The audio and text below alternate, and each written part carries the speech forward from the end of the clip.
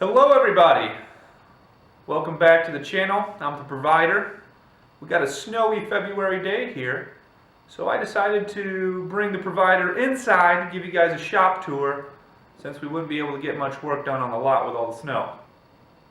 Want to show you guys some of the tools I have, some of the tools I use, my philosophy on tools and how I use them, and then also show you some of the projects I have going on. I got quite a few projects that are started or in the process that I began before making this YouTube channel. So get you caught up on where I'm at with that, and you can see, my domain, where I work at, where I like to spend my time, and really where I like to relax. I get a lot of my relaxation and a lot of my thought done when I'm out here in the shop.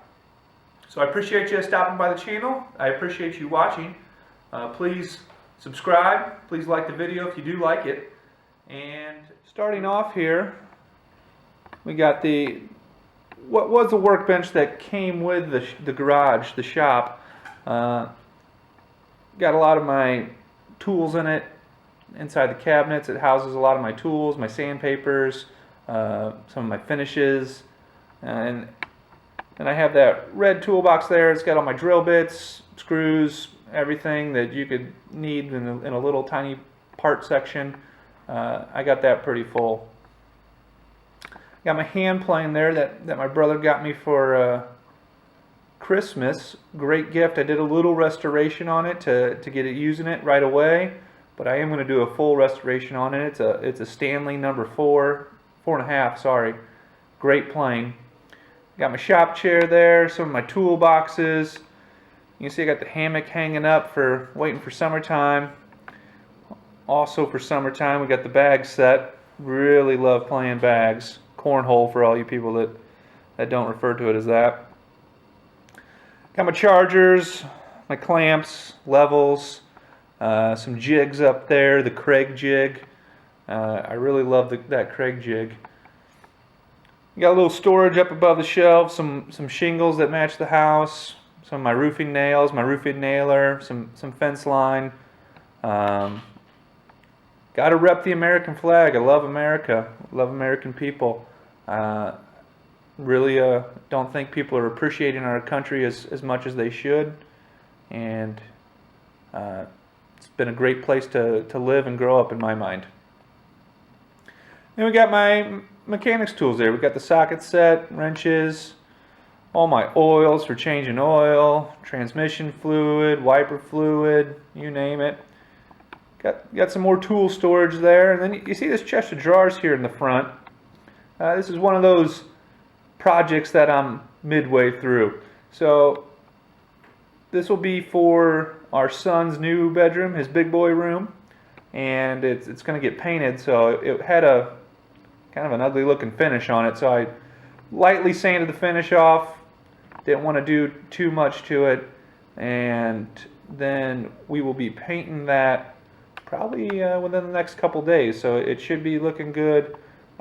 Really sorry that I didn't guys take you through the sanding process, because it really was easy and pretty quick. And the thing that made it so easy and so quick is right over there. If you don't know what that is the Festool vacuum system, and then some of my Festool toys up on top. So I'm going to roll that out here real quick and show you what I have. Then we got the Rotex RO125. This is my primary sander. I love this thing. The dust collection on these Festool tools and this Festool vacuum is unbelievable. Did all the sanding on this. Did not need to use a mask. Did not need to clean anything up. There was hardly any dust. Sanding this mirror, there's minimal amount of dust. Really, really unbelievable, the dust extraction on these tools. So, and they come with, I love being organized. I really do. It's always a struggle for me to be organized, but when I am organized, I love it. So, I really get excited about these sustainers. Everything fits in them. I have my sander in here. I got 3 different types of papers in there. Everything from 120 grit all the way up to 220 grit, which covers most of my sanding needs. And then super easy, you just drop it and go. And then we have the Festool track saw, the TS75. Love this thing. Got a great deal on it. I was initially going to get the new TS55, and there was a recall on. So the guy at the store, he said, "Hey, you know what? I know you really wanted that saw. I'll give you the TS75, the bigger saw, the more powerful saw, for that cheaper price." So I really appreciate the people at Woodcraft that hooked me up with that. And it's a great system. I know they're expensive tools, and I know there's people out there that say that, you know, they're not the best built, but for what I use, these are not going out to the construction site with me. These stay in the shop, they do my shop work. They're nice finishing tools. They're not heavy duty site tools. That's not the purpose of this. So durability wise, as long as you're careful with your tools and you take care of your tools, they're going to last you a very long time. And whenever you pay as much money as you do for these tools, you're going to take a little bit better care of them. And really the biggest selling point for me is the dust extraction. I despise having to clean up sawdust all the time, and I hate using my chop saw. I don't have the Festool chop saw yet. That'll be in the works eventually, but I kind of despise it because just the amount of dust that it creates, it's a pain, and you're always having to clean it up, and you breathe it in, and it's just not good for you, and it's not enjoyable. So I love this thing. It's a great system. It all stacks nice. Wrap my hose around here. Slide that in like that. Get it in the middle. Now wheel it back and put it in the spot. So it's a great tools, love them. Now I'm going to take you a little bit over here and show you my new workbench that I built. So I got this new workbench here, got my air compressor underneath, some storage, some old used motor oil, my backpack sprayer, fifth wheel. And then up here I got my chop saw and my track for the Festool track saw. Got this nice Hitachi chop saw. It's a great saw, super accurate, and it works wonderfully. I just don't like the dust that it produces, and that's my only gripe with it. Otherwise, it's an amazing saw. Really do love it. A little on the heavy side. It's their 12-inch sliding compound miter saw, so it's big, it's beefy. And it was the primary cutter on all that wood that you see here on the bench, and that is going to be our son's queen size bed. Right now all I've done is given it a light sanding and cut it to dimension. So I'm going to take you guys through the whole building process with that and show you that whole bed as it gets built.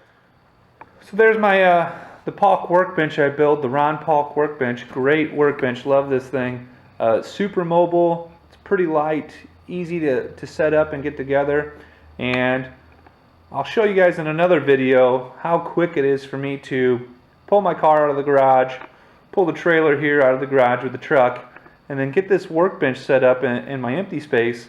And in a matter of, I don't know, 10 minutes or less, I have a huge workshop, great work surface that I can really get some good projects on. And all those holes in there make just for a myriad, a ton of different clamping options and clamping surfaces. So then over here we got the trailer, the lawnmower, rocking the Irish flag there for my Irish heritage.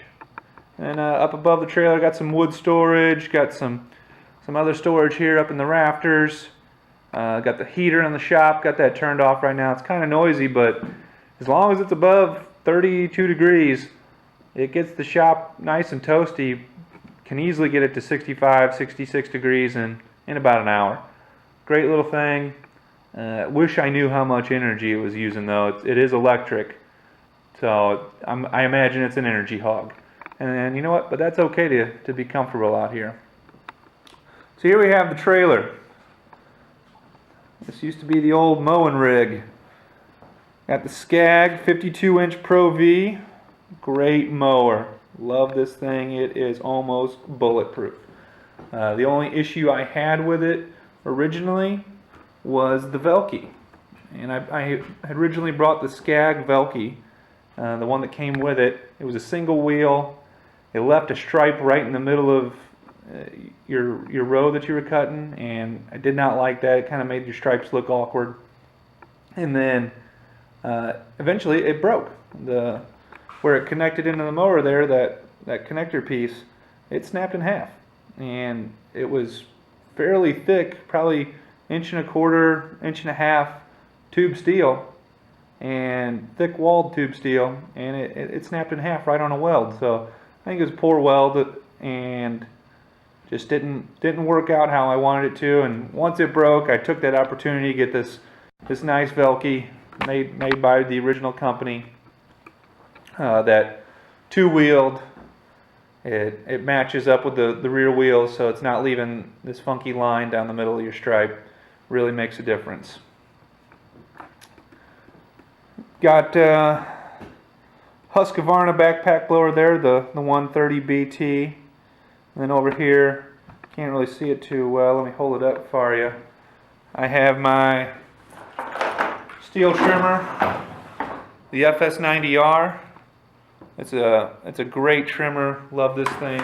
It's been bulletproof. I've had both of those pieces of equipment for going on 5 years now, I believe, 6 years, and they're absolutely rock solid. Never had any issues with them here. I got my crowbars just hanging on a nail, and I got my ladders stored up there on the wall. I love these little Irwin ladders that fold up. They're a knockoff of the little giant ladders. Love those things. I got a 13-foot and a 17-foot there.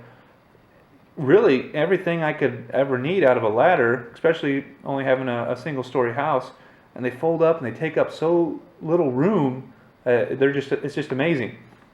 Not only that, part of their usage, unfolding them, since I have two of them, all I have to do is throw either a board or an aluminum plank in between the two, and now I have a nice scaffolding set that I can put just about anywhere.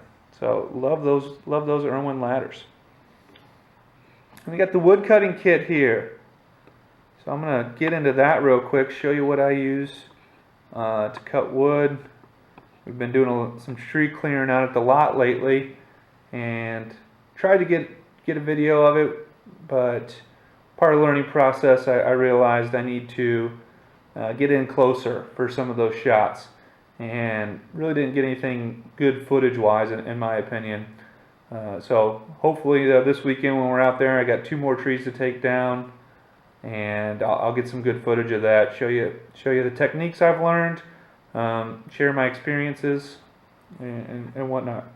So you see there, they got that black box. That is a Craftsman toolbox, Craftsman saw box. I am going to show you all about that. So I got this Craftsman saw box here. Came from an old Craftsman chainsaw. When I open it up though, that's not Craftsman. That's not a Craftsman. So this is my stealth box. We'll keep this steel chainsaw here in this Craftsman box when I have it in the back of the truck, and I'm hoping somebody ever wanted to steal it, they're going to pass it by like, oh, I don't want that Craftsman. Not saying Craftsman's a bad saw, just when people see this orange, it's a little bit more desirable for them. So in here, I got the Steel MS310. This has been a horse of a saw for me. I first bought it, I think when I was in college. Yeah, when I was in college. And it's been a great saw. Just gotta make sure you change your fuel filter, change your air filters, and it works. This winter I ported the exhaust on it, and this thing absolutely screams now. It is a horse. It chews through the wood like no one's business. It performs much better, and it really cuts a lot faster. So, been a great saw for me. Got this little tool pouch I throw in my belt. Did have another wedge in here, but it got lost to a tree this past weekend, so I keep my wedges, my chainsaw tool on there. And then I have a steel sharpening kit. Keep that with the saw, that way I can touch up the blade as needed throughout the day. And then I got my milk crate here. Milk crate, I got a pair of these big Craftsman loppers. These things are massive. I think it's like a 2 or 3 inch jaw. You can really get these around a pretty big limb, and as long as you're strong enough, they'll take them down. So I keep those there for getting after vines or anything that's in my way. Got chainsaw chaps. When I was first, a young kid starting out working construction, and then I bought that chainsaw. I didn't really know what I was doing, and made some rookie mistakes. Ended up in a situation where there was some kickback, and luckily I had a nice heavy pair of these Duluth fire hose pants, and they saved my leg. That saw was going right into my thigh, but the pants bound up the saw blade, and ever since then, the next day I went out and bought chaps, and I wear them pretty religiously. I'm a big believer in safety, especially after having some close calls myself. Nice pair of leather gloves. I used to religiously wear these Duluth kind of mechanic style gloves, but I just was wearing through the fingertips way too quickly. They're great gloves. I really like them, but when you're out cutting wood, working in the woods, working with really rough material, these just don't hold up the best. These are great for construction, working with dimensional lumber, stuff that's not so rough. These are great, but these leather gloves are phenomenal. And I'm trying to remember what the brand is here. Memphis gloves. Memphis gloves. These are great. My father-in-law got me a pair of these, and they've been great. Got the Fiskars X27 splitting axe. I used them all when I was a kid, when I would split firewood for my dad, and I never really liked it. I'm a fan of using my swing speed. I can really get this thing moving and get a lot of inertia behind it. So I like lighter tools, lighter hammers, lighter axes, just lighter tools. They require you to work less, save your body, and that's what I want to do. I want my body to last for as long as it can. So that's kind of why I like it. So I really don't have too much experience with other splitting tools, but I love this X27. It's pretty much gone through every single piece of wood that I've thrown it at, and most of the time it's the one-hit wonder, and so I love this thing. And here I got the small Husqvarna forest axe, felling axe.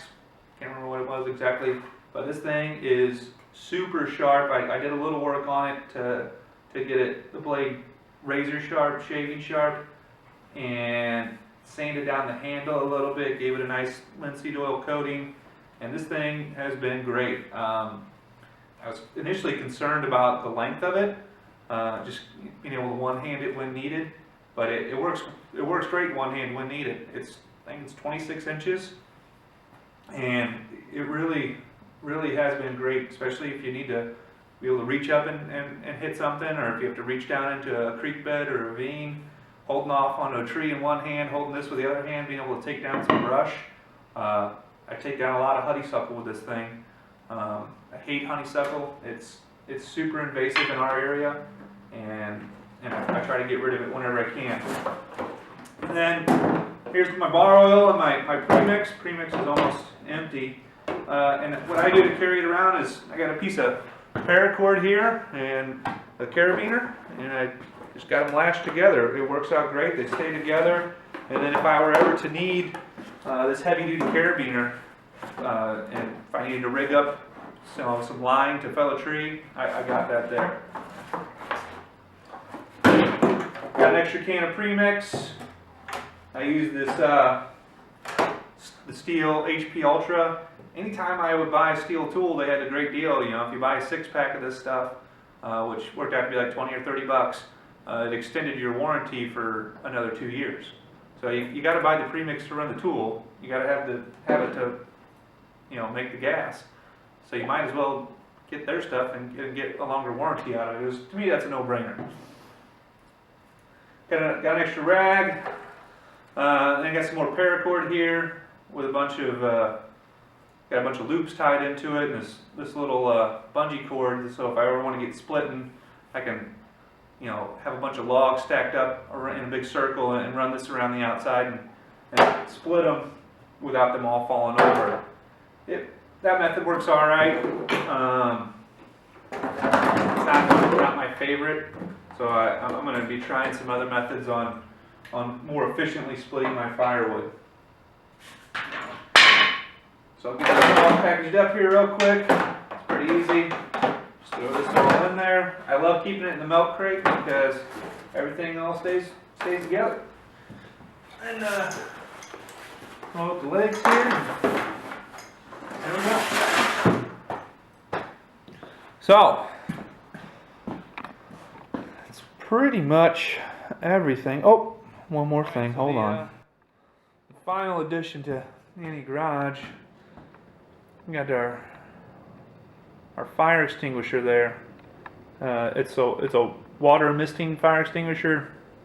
I got it for free, so I just threw it out here. I know it's probably not the most appropriate fire extinguisher. I'd want an ABC out here, but it was what I had for free, so just threw it out here. But a little mini fridge, and where you can stock all your beverages in there when you're out in the shop. Never have to leave the shop to have a good time. It is absolutely essential, if you ask me. And I got my cords and the radio. You got to have some tunes in the shop. You got to be able to jam out, throw on some country, some old classic rock, whatever you're into, while you're working, just to get you in the mood, get you grooving. See, I got some fertilizer there, some 12-12-12. That's my go-to stuff.